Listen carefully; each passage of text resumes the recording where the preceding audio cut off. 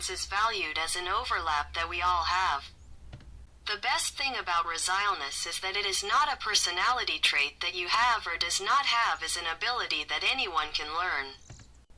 You can develop your emotional strength through the neuroplasticity process.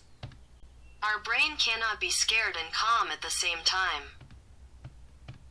Stress is part of life, so you learn to regulate it and live with him instead of fighting against him.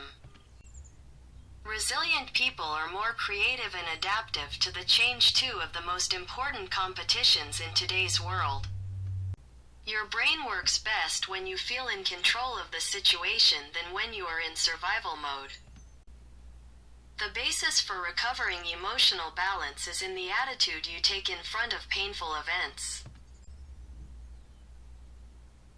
Painful experiences give us opportunities to heal and have a more flexible thinking style.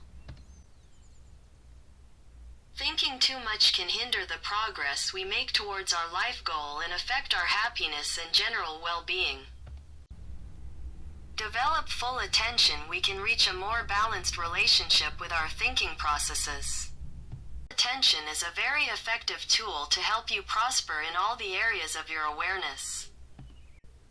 As well as you can train our body before a physical challenge as a marathon, we need to train our mind for the emotional muscle.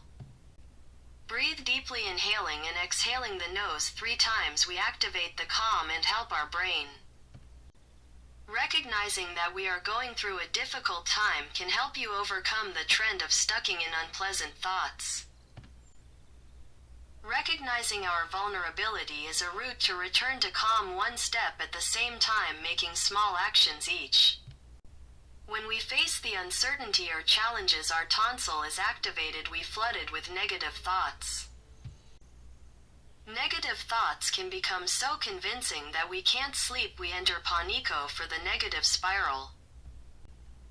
The activation of the tonsil generates cortisol and adrenaline for approximately 4 hours. Remember that thoughts are only thoughts and that we can choose not to believe everything that the mind tells us. To release the tonsil, take time to readier. When you are in the midst of uncertainty or future, always keep calm and stay in the present.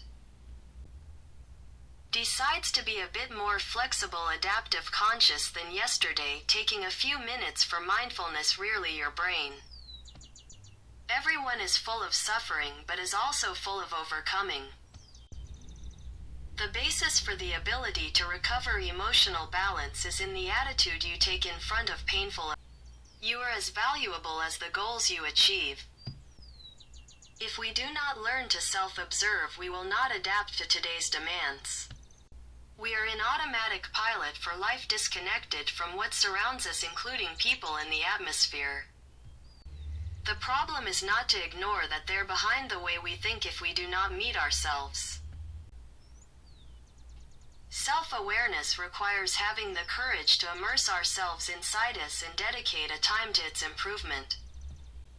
To avoid the dispersion of your mind, you must have control over the activities of perform. The level of resile is related to integration between the internal resources that people possess. To improve your stress level, identify the level of stress at the end of one day and see if you applied an improvement tool. The more meditation and full attention practices, more resistant will be your brain. Being clear about the mental and social physical impact on our life helps us to expand self-consciousness. The more meditation and full attention practices, more resistant will be your brain. Things are as they are, but the impact on your future will depend on what you do with them. I always enjoy this self-discovery trip. You go with the best company, yourself. To consider a correct change, you should activate adrenaline, dopamine, a little cortisol, and serotonin. To perform the neuronal CSMBIOS, you must feel, thinking, and do. Sleep between 7 and 8 hours a day. Moist state as a lot of fruits takes the sun move. Practices mindfulness, cultivates spirituality. Being clear about the mental and social physical impact on our life helps us to expand self-consciousness.